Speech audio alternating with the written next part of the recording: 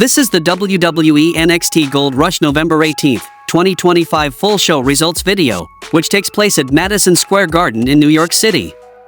The show started with a mixed tag team match between Chelsea Green and All Ego Ethan Page versus Hendry and Thea Hale for the AAA Mixed Tag Team Championship. The match opened with fast-paced exchanges between Thea and Chelsea Green, showcasing counters, kicks, and technical holds. Page and Joe tagged in next, trading headlocks, reversals, and power moves, with Joe landing a delayed vertical suplex for an early near fall. Chaos escalated as Thea locked in a Kimura, only for Green to break it up. Joe and Thea gained momentum with uppercuts, escapes from bulldogs, and a big fallaway slam, but outside interference from Alba Fire shifted things when she attacked Joe behind the referee's back. Page capitalized with a facebuster and maintained control until Joe rallied with clotheslines, a head scissors takedown, and another fallaway slam. Thea entered with high energy, hitting a trust fall to the floor and an exploder suplex, nearly securing the win. However, miscommunication between Joe and Thea allowed Green to hit the unprettier, securing the victory as Ethan Page and Chelsea Green retained the AAA World Mixed Tag Team Championships. Backstage, Lola Vice claimed she and Mr. Iguana would have been better opponents, prompting Jordan Grace to comment on Kelani Jordan's recent actions. Kelani arrives, reminding them she defeated both women. Lola challenges her to say it to her face, and Kelani reveals she was kicked out of the locker room. Jordan warns that this is Kelani's final week as champion, but Kelani confidently insists she'll hold the title for a long time. Backstage, NXT General Manager Ava reflects on an incredible 2025 and reminds everyone that Deadline is just 3 weeks away on December 6th. She confirms the return of the Iron Survivor match and reveals a major twist: this year, a single individual will select all the challengers. Ava then announces that the person making those decisions will be none other than John Cena.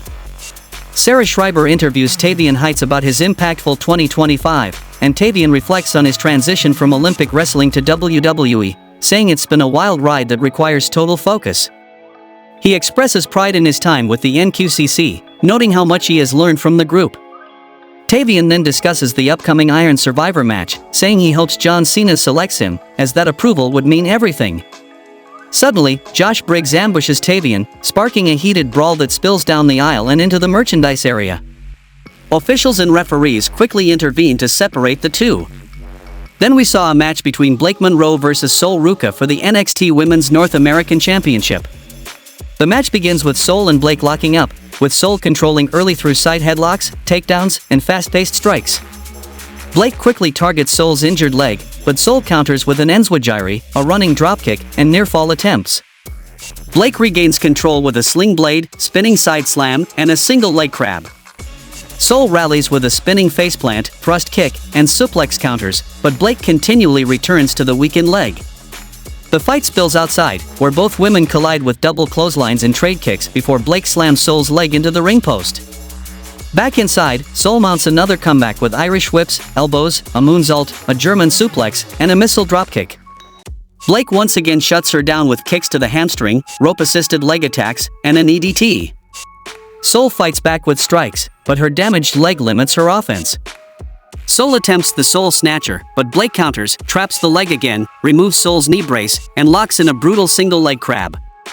Sol refuses to submit, but Zarya throws in the towel to protect her, giving Blake the victory and retaining the Women's North American Championship. After the match, Blake celebrates her win while Sol Ruca is clutching her injured knee. Backstage, Lainey Reed says she did what was necessary for Kendall Gray to earn a title shot. Jacy Jayne praises her, saying Fatal Influence will rise together and all become champions. Ricky Saints comes to the ring, but before he can speak, Oba Femi interrupts with a dramatic return.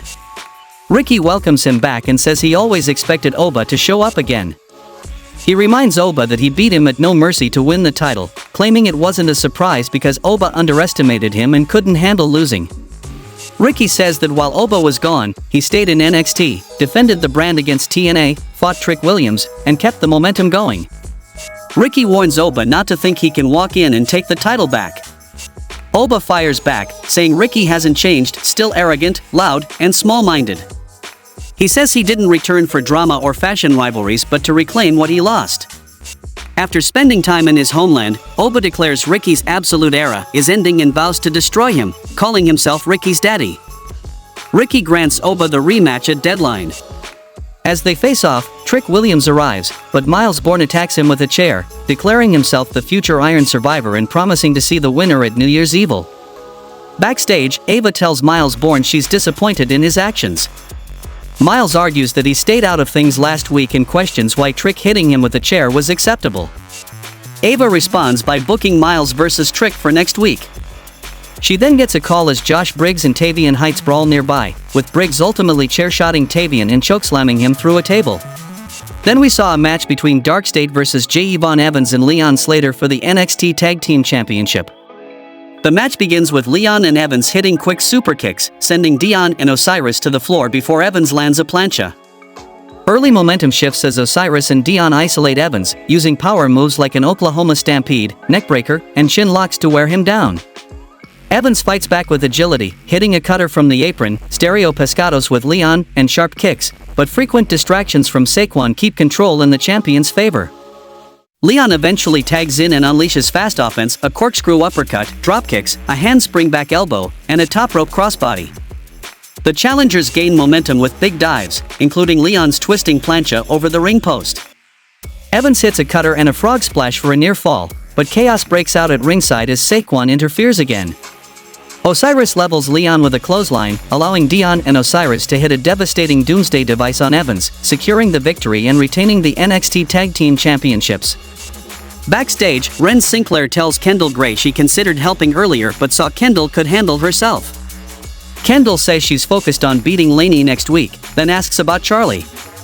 Ren admits that Charles is ghosting her and reminds Kendall that they must focus on the title defense. Shiloh Hill cuts a promo introducing himself as the Season 2 LFG winner. He says people label him a jock for playing football or a nerd for attending Stanford, but he found school boring and preferred playing in the woods. After testing out of freshman classes, he focused on what he loves most, hitting people, revealing he was even kicked out of his first practice for suplexing a tight end. Backstage, Sol Ruca insists she would have beaten Blake Monroe, but Zarya argues Sol wasn't close to escaping, and she refused to watch Sol's leg get broken. She questions whether caring makes her the bad guy. Sol counters that her drive is what made her a champion. Zarya suggests discussing it later and focusing on next week, and Sol walks out. In the main event of the show, we saw a match between Jacy Jayne vs. Tatum Paxley for the NXT Women's Championship. Tatum Paxley and Jacy Jayne open with technical exchanges, trading arm holds, roll-ups, and sharp counters. Tatum gains early momentum by knocking Jacy off the apron onto Fallon and Laney, then landing a moonsault to the floor. Fallon interferes, giving Jacy an opening to hit a cannonball and take control. Jacy targets Tatum with kicks, suplexes, body scissors, and repeated near falls. Tatum fights back with forearms, kicks, and a German suplex, followed by an enzwajiri and a somersault leg drop for 2. The match intensifies as both women trade big strikes, with Jacy hitting a Frankensteiner and Tatum responding with a swinging neckbreaker and powerbomb. Outside interference becomes chaotic. Nico distracts the referee, Izzi hands Tatum a chair, and Fallon gets involved. Tatum refuses to use the weapon, allowing Jacy to steal momentum.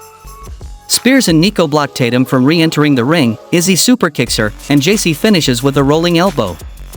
Jacy Jayne wins and becomes the new NXT Women's Champion. After the match, Izzi stands over Tatum as Sean and Nico stand behind her, having effectively kicked her out of the culling. The trio then continues standing tall as the show comes to a close. How would you rate this week's NXT show? Tell me in the comments, and thanks for watching the video.